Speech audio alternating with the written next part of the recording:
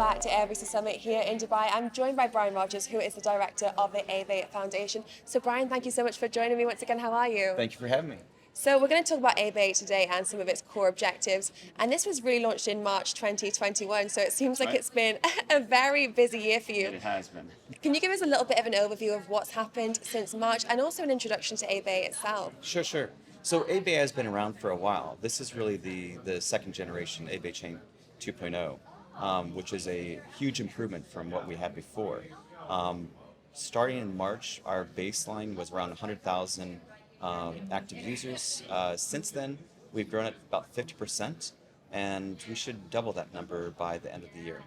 Fantastic. Some very big targets there. Can you talk us through some of the blockchain components that really make ABEY special for you? Yeah, so I'll try not to get too complex with this, but is a hybrid consensus mechanism. So think of it as like a multi-chain technology. With it being a multi-chain, we're able to achieve much higher transactions per second than others, and also at the same time keep our gas fees way lower than others out there. So when I say multi-chain, what I'm saying is there's both a delegated proof of stake and a proof of work component. The delegated proof of stake is what we call our fast chain, and the proof of work is our slow chain. They both play off one another, but all transactions are validated on the fast chain. So a block is validated every 5 seconds, and each block has several hundred transactions. And transaction fees and also low gas fees is definitely a talking point that we did hear throughout 2021. Yep. So when it comes to kind of community response to these 2.0 upgrades that I'm sure took place, what was the response that you had?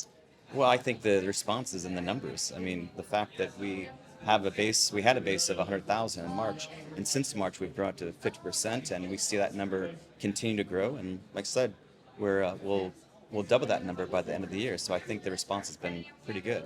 So it sounds like it's been a very busy year. A lot of progressions have been made. When it comes to collaborations as well, has ABEY been working with any projects in particular? Yes, so one of our biggest projects in the ABEYCHAIN ecosystem is our storage. So we have a decentralized storage part of the ecosystem. So it's called the ABEY storage token. With this is really we're creating an incentive layer on the IPFS, interplanetary file system. What this does is it creates a much more streamlined approach to how people can mine or offer up storage into the IPFS network.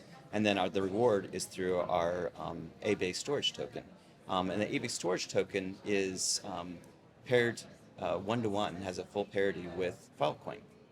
Okay, I see. And there's the reward element there as well. So when it comes to new users onboarding, what is the process there for new users that do want to get involved?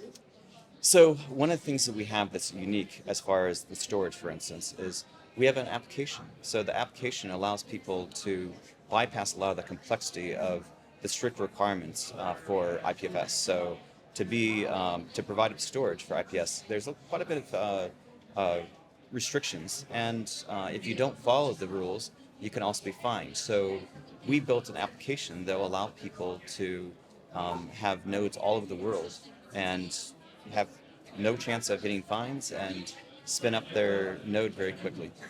And it sounds like you have a lot of core fundamentals there that really tick a lot of boxes for a lot of people that are in the blockchain space when it comes to requirements, as you've mentioned. And I guess it's probably to do with your background. You do have quite a long-standing background in the blockchain space. Yes. So one of the things that I think is really important about what I do with the foundation, I'm not directly an engineer on the project, but I am a director on the foundation, which means I'm quite involved with governance and other aspects of the blockchain.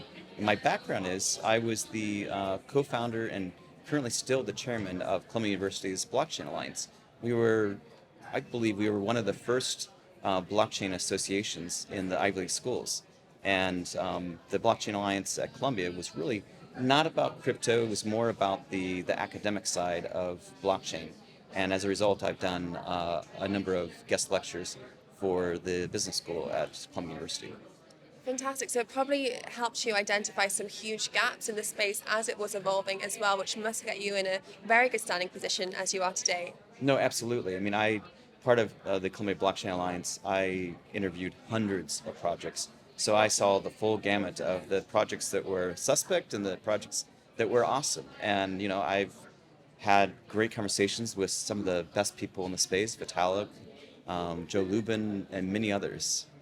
Fantastic. And now finally, for any of our viewers that are watching that do want to hear more about the token, where can they go and where can they go to hear more information? Yeah, so I would go to abey.com, and then also you can download everything at, well, you can go up to the zbx.com or zbx.plus, and from our site you can download our wallet as well. Fantastic. Well, Brian, thank you so much. Enjoy the rest of the conference. It was a pleasure speaking with you. That's all for myself and Brian. We'd love to hear how you found this interview, so share your thoughts with us.